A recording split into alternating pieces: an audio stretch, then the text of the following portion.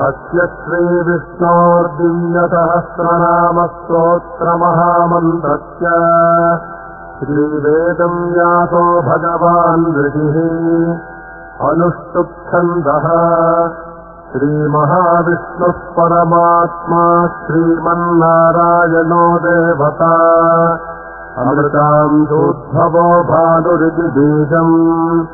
देवकीनन्दनस्रष्टेति शक्तिः उद्भवः क्षोभनो देव इति परमो मन्त्रः शङ्खभृन्नन्दकीचक्रीति कीलकम् सारङ्गधन्वा गदाधर इत्यस्त्रम्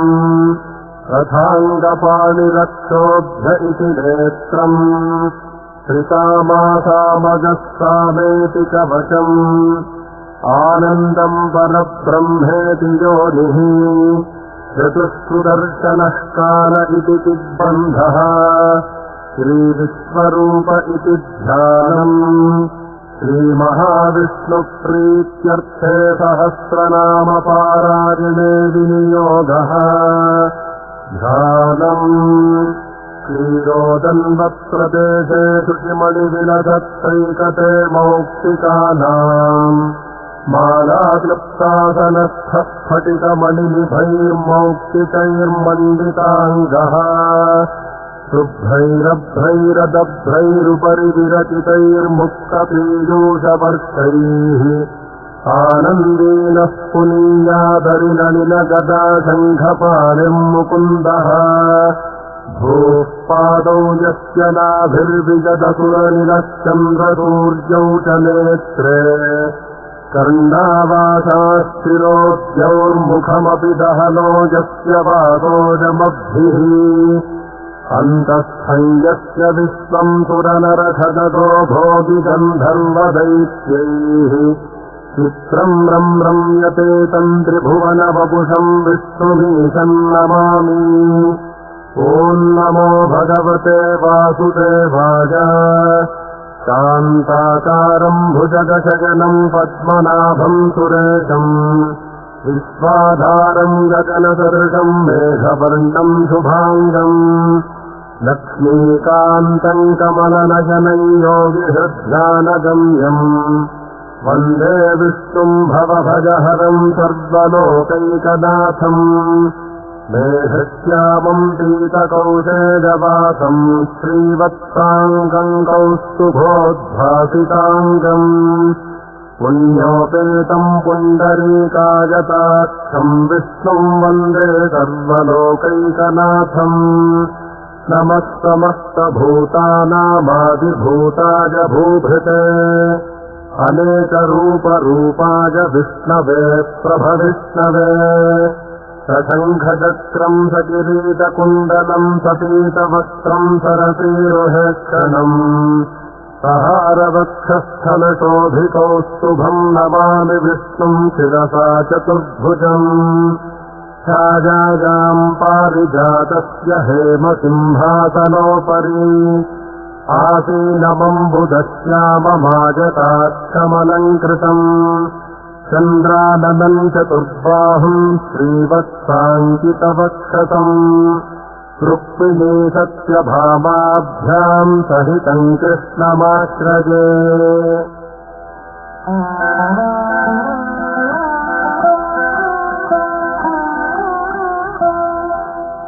ॐ विश्वम् विष्णुर्वषत्कारो भूतभव्यभवत्प्रभुः भूतकृद्भूतभृद्भावो भूतात्मा भूतभावनः भूतात्मा परमात्मा च मुक्तानाम् परमागतिः अव्ययः पुरुषः साक्षी क्षेत्रज्ञोऽक्षर एव च योगो योगविदान्नेता प्रधानपुरुषेश्वरः नारसिंहवपुः श्रीमान् केशवः पुरुषोत्तमः सर्वश्चर्वश्रिवस्थानुर्भूतादिर्निधिरव्ययः सम्भवो भावनो भर्ता प्रभवः प्रभुरीश्वरः स्वजम्भूश्चम्भुरादित्यः पुष्कराक्षो महात्मनः अनादिनिधनो धाता विधाता धातुरुत्तमः अप्रमेयो हृषीकेशः पद्मनाभोमरप्रभुः विश्वकर्मा मनुस्वष्टा स्थविष्ठस्थविरोध्रुवः अग्राह्यश्चाश्वतः कृष्णो लोहितात्कः प्रतर्दनः प्रभूतश्रितबुद्धामपवित्रम् मङ्गलम् परम् ईशानः प्राणदः प्राणो ज्येष्ठश्रेष्ठः प्रजापतिः हिरण्यगर्भो भूगर्भो माधवो मधुसूदनः ईश्वरो विक्रमी धन्वी मेधावी विक्रमः क्रमः अनुत्तमो दुराधर्षः कृतज्ञः कृतिरात्मवान् सुरेशचरणम् कर्म विश्ववेताः प्रजाभवः अहः संवत्सरो ज्ञानः प्रत्ययः सर्वदर्शनः अजः सर्वेश्वरः सिद्धः सिद्धिः सर्वादिरच्युतः वृषाकपिरमेजात्मा सर्वयोगविनिःसृतः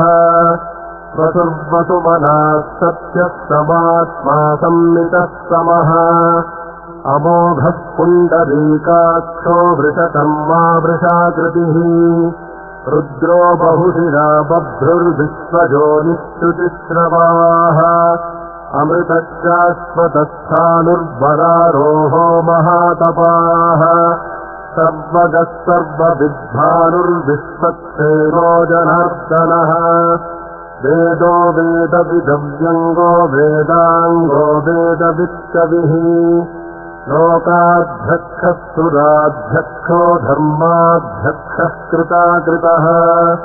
चतुरात्मा चतुर्व्यूहश्चतुर्दंष्ट्रश्चतुर्भुजः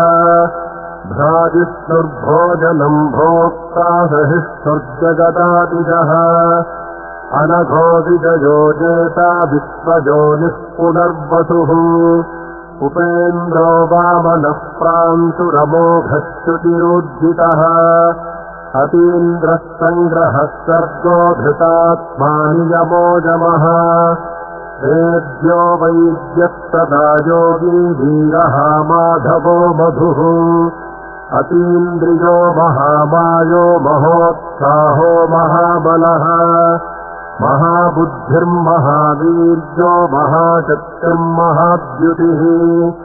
अनिर्देश्य वपुः श्रीमानमेजात्मा महादृधृत् महेश्वातो महीभर्ता श्रीनिवासः सताङ्गतिः अनिरुद्धः सुरानन्दो गोविन्दो गोविदाम्पतिः मरीचिर्दमनोऽहम् तत्सुपर्णो भुजगोत्तमः हिरण्यनाभः सुतपाः पद्मनाभः प्रजापतिः अमृत्युः सर्वधृक्सिंहः सन्धाता सन्धिमान् स्थिरः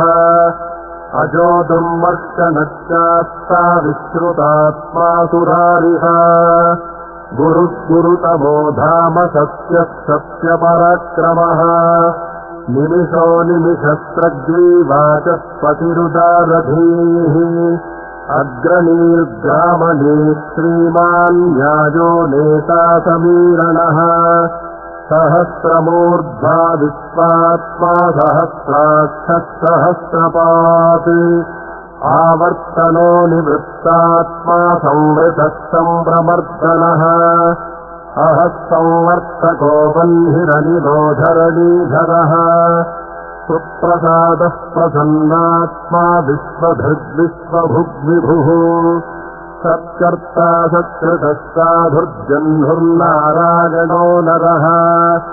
असङ्ख्येयो प्रमेयात्मा विशिष्टशिष्टकृच्छ्रुतिः सिद्धार्थः सिद्धसङ्कल्पः सिद्धिदः सिद्धिसाधनः वृषाही वृषभो विष्णुर्वृषपर्वा वृषोदरः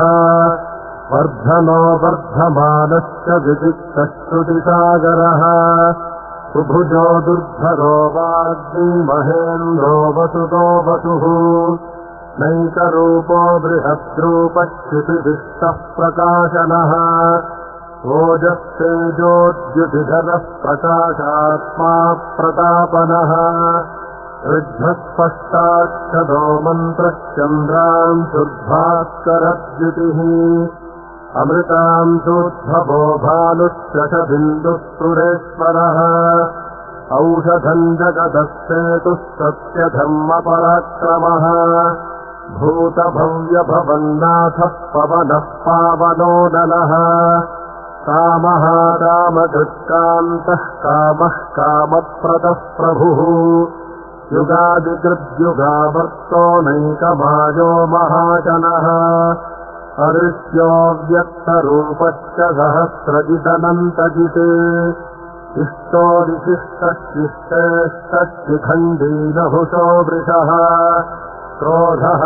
क्रोधकृत्कर्ता विश्वबाहुर्महीधरः अच्युतः प्रथितः प्राणः प्राणदो वासबानुजः अपान्निधिरधिष्ठानमप्रमत्तः प्रतिष्ठितः स्कन्दस्कन्दधरो दुर्यो वरदो वायुवाहनः वासुदेवो बृहद्भानुरादिदेवः पुरन्दरः अशोकस्तारनस्तारश्शूरश्चौरिज्जनेश्वरः अनुकूलश्च तावर्तः पद्मी पद्मनिभेक्षणः पद्मनाभोरविन्दाक्षः पद्मगर्भश्चरीरभृत् महर्भिर्वृद्धो वृद्धात्मा महाक्षो गरुडध्वजः अतुलश्चरभो भीवः समयज्ञो हविर्हरिः सर्वलक्षणलक्षण्यो लक्ष्मीवान् समितिञ्जयः शिक्षरो रोहितो मार्गो हेतुर्दामोदरः सहः महीधरो महाभागो वेगवानमिताशनः उद्भवः शोभनो देवः श्रीगर्भः परमेश्वरः करणम् कारणम् कर्ता विकर्ता गहनो गुहः व्यवसायो व्यवस्थानः संस्थानस्थानतो ध्रुवः परर्भिः परमस्पष्टः तुष्टः पुष्टः शुभेक्षणः रामो विरामो विरजो मार्गो नेयो नयो नयः धीरशक्तिमताम् श्रेष्ठो धर्मो धर्मविदुत्तमः वैकुण्ठः पुरुषः प्राणः प्राणदः प्रणवः पृथुः हिरण्यगर्भश्चतुर्भ्यो व्याप्तो वायुरधोक्षजः ऋतुः कालः परमेष्ठी परिग्रहः उग्रः संवत्सरो दक्षो विश्रामो विश्वदक्षिणः विस्तारस्थावरस्थाणुः प्रमाणम् बीजमव्ययम् अर्थोऽनर्थो महाकोशो महाभोगो महाधनः अनिर्विण्णस्थविष्ठो भूर्धर्मजूपो महामखः नक्षत्रनेमिर्नक्षत्री क्षमः क्षामः समीहनः यज्ञदिज्यो महेज्यश्च क्रतुः सत्रम् सताम् गतिः सर्वदर्शी विमुक्तात्मा सर्वज्ञो ज्ञानमुत्तमम् सुव्रतस्तु मुखः सूक्ष्मस्तु घोषः सुखदस्तु हृत् मनोहरो जितक्रोधो वीरबाहुर्विदारणः स्वापनस्ववशो व्यापीनैकात्मानैककर्मकृते वत्सरो वत्सलो वत्सीरत्नगर्भो धनेश्वरः धर्मगुग्धर्मकृद्धर्मी सदसत्सरमक्षरम् अविज्ञाता सहस्रांशुर्विधाता कृतलक्षणः गभस्तिनेमिस्वत्वस्थः सिंहो भूतमहेश्वरः आदिदेवो महादेवो देवेशो देवभृद्गुरुः उत्तरो गोपतिर्गोप्ता ज्ञानगम्यः पुरातनः शरीरभूतभृद्भोक्ता कपीन्द्रो भूरि दक्षिणः सोमपोमृतपः सोमः पुरुजित्पुरुषत्तमः विनयो जयः सत्यसन्धो दाशार्हः सात्वताम् पतिः जीवो विनयिता साक्षी मुकुन्दोऽमितविक्रमः अम्भो निधिरनन्तात्मा महोदधिरयोऽन्तकः अजो महार्हस्वाभाव्योजितामित्रः प्रमोदनः आनन्दो नन्दनो नन्दः सत्यधर्मात्रिविक्रमः महर्षिः कपिलाचार्यः कृतज्ञो वेदिनीपतिः त्रिपदस्त्रिदशाध्यक्षो महाशृङ्गः कृतान्तकृते महावराहो गोविन्दः सुषेणः कनकाङ्गदी गुह्यो गभीरो गहनो गुप्तश्चक्रगदाधरः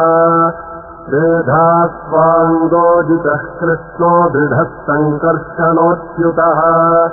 वरुणो वारुणो वृक्षः पुष्कराक्षो महामनाः भगवान् भगः नन्दी वनमाली हलायुधः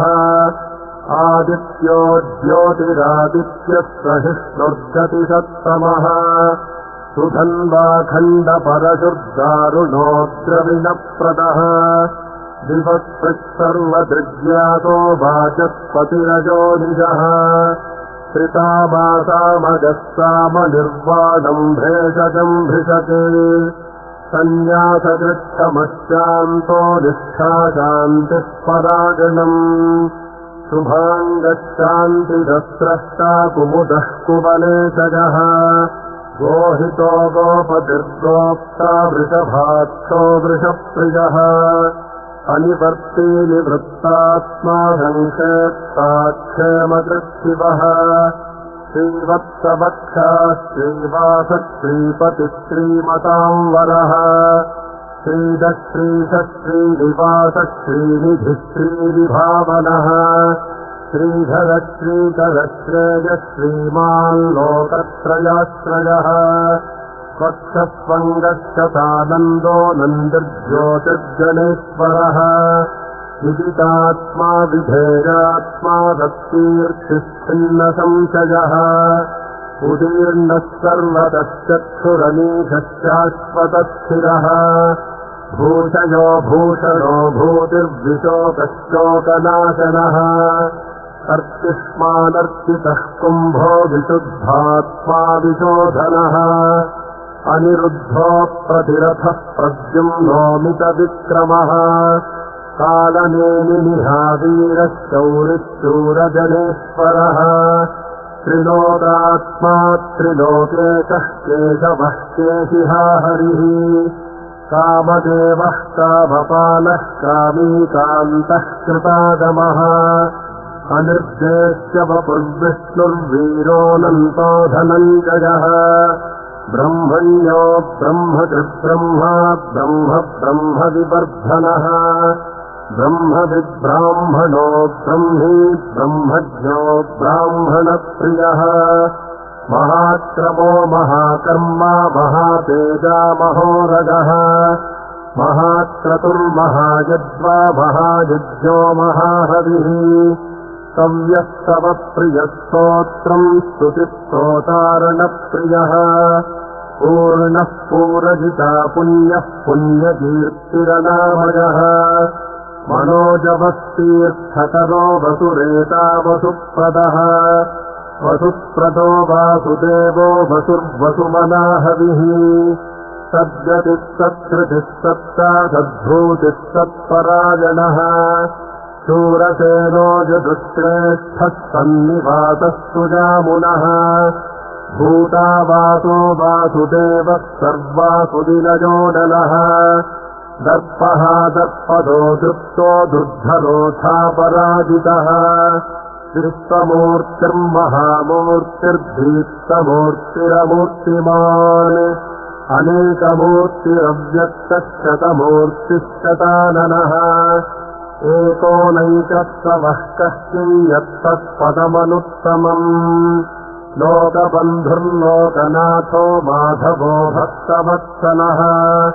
सुवर्णवर्णो हेमाङ्गो वराङ्गश्चन्दनाङ्गदी वीरः विषमच्छून्यो धृताचीरचलश्चलः अमानीमानदो मान्यो लोकस्वामी त्रिलोकधृत् सुमेधा मेधजो धन्यः सत्यमेधाधराधरः तेजो वृषोद्युतिधरः सर्वशस्त्रभृतांवरः प्रग्रहो निग्रहो व्यग्रो नैकशृङ्गो गदाग्रजः चतुर्मूर्तिश्चतुर्बाहुश्चतुर्व्यूहश्चतुर्गतिः चतुरात्मा चतुर्भावश्चतुर्वेदविवेकपात् समावर्तो निवृत्तात्मा दुर्जयो दुरतिक्रमः दुर्लभो दुर्गमो दुर्गो दुरावासो दुरारिहा शुभाङ्गो लोकसारङ्गस्तुतन्तु वर्धनः इन्द्रकर्मा महाकर्मा कृतकर्मा कृतागमः उद्भवः सुन्दरः सुन्दो रत्ननाभः सुलोचनः अक्को वाजसनः शृङ्गी जयन्तः सर्वविद्यये सुवर्णबिन्दुरक्षोद्धः सर्वभागीश्वरेश्वरः महाह्रदो महागर्तो महाभूतो महानिधिः कुमुदः सुन्दरः कुन्दः पर्जन्यः पावनो निलः अमृतांशोऽमृतवपुः सर्वज्ञः सर्वतोमुखः सुलभः सुव्रतः सिद्धः शत्रुजिच्छत्रुतापनः न्यग्रोधो तुम्बरोऽश्वस्थः चाणूरान्धनिषूदनः सहस्रार्चिः सप्तजिह्वः सप्तैधाः सप्तवाहनः अमूर्तिरनघोचिन्त्यो भजदृग्भयनाशनः अनिर्बृहत्कृशस्थूलो गुणभृन्निर्गुणो महान् अधृतस्वधृतस्वास्यः प्राग्वंशो वंशवर्धनः भारभृत्कथितो योगी योगीशः सर्वकामदः आश्रमश्रमणः कामः सुपर्णो वायुवाहनः धनुर्धरो धनुर्वेदो दण्डो दमयितादमः अपराजितः सर्वसहो निजन्ता निजमोजमः सत्त्ववान् सात्विकः सत्यः सत्यधर्मपरायणः अभिप्रायः प्रियार्होर्हः प्रियकृत्प्रीतिवर्धनः विहाय सजतिर्ज्योतिःसुरुचिर्हुतभुग्विभुः रविर्विरोचनः सूर्यः सवितारविलोचनः अनन्तो हुतभुग्भोक्ता सुखदोलैकजोऽग्रजः अनिर्विण्णः सदामर्षी लोकाधिष्ठानमद्भुतः सनातनतमः कपिलः कपिरव्ययः स्वस्ति स्वस्ति स्वस्ति स्वस्ति भुक्स्वस्ति दक्षिणः अरौद्रः कुण्डलीचक्रे विक्रम्योर्जितचातनः शब्दादिजशब्दसः क्षितिरश्चर्वरीकरः अक्रूरः शेषलो दक्षो दक्षिणः शमिनांवरः विद्वत्तमो वीतभजः पुण्यश्रवणकीर्तनः उत्तारणो दुष्कृतिः पुण्यो दुःस्वप्रणाशनः वीरः रक्षणः सन्तो जीवनः पर्यवस्थितः अनन्तरूपोऽनन्तश्रीर्जितमन्युर्भयापहः चतुरस्रो गभीरात्मा विदिशो व्यादिशोदिशः अनादिर्भूर्भुवो लक्ष्मीः सुवीरो रुचिराङ्गदः जननो जनजन्मादिर्भीमो भीमपराक्रमः आधारनिलयो धाता पुष्पहासः प्रजागरः ऊर्ध्वगः सत्पथाचारः प्राणदः प्रणवः पणः प्रमाणम् प्राणनिलयः प्राणभृत्प्राणजीवनः तत्त्वम् तत्त्वविदेकात्मा जन्म मृत्युजरातिगः भूर्भुवस्वस्तरुस्तारः सविता प्रपितामहः यज्ञो यज्ञपतिर्यज्ञा यज्ञाङ्गो यज्ञवाहनः यज्ञभृद्यज्ञकृद्यज्ञी यज्ञभुग्यज्ञसाधनः यज्ञान्तकृद्यज्ञगुह्यमन्नमन्नाद एव च आत्मयोनिस्वयम् जातो वैखानः सामगाजनः देवकीनन्दनस्रष्टा क्षितीशः पापनाशनः सङ्घभृन्नन्दकीचक्रीशार्ङ्गधन्वा गदाधरः रथाङ्गपाणिरक्षोभ्यः सर्वप्रहरणायुधः सर्वप्रहरणायुध ॐ नम इति वनमाली गदीशार्ङ्गी शङ्खीचक्रीचनन्दती श्रीमान्नारायणो विष्णुर्वासुदेवोऽभिरक्षतु वनमाली गदीशार्ङ्गी शङ्खीचक्रीचनन्दती श्रीमान्नारायणो विष्णुर्वासुदेवोऽभिरक्षतु वनमाली गदीशार्ङ्गी शङ्खीचक्रीचनन्दती श्रीमान्नारायणो विष्णुर्वासुदेवोऽभिरक्षतु।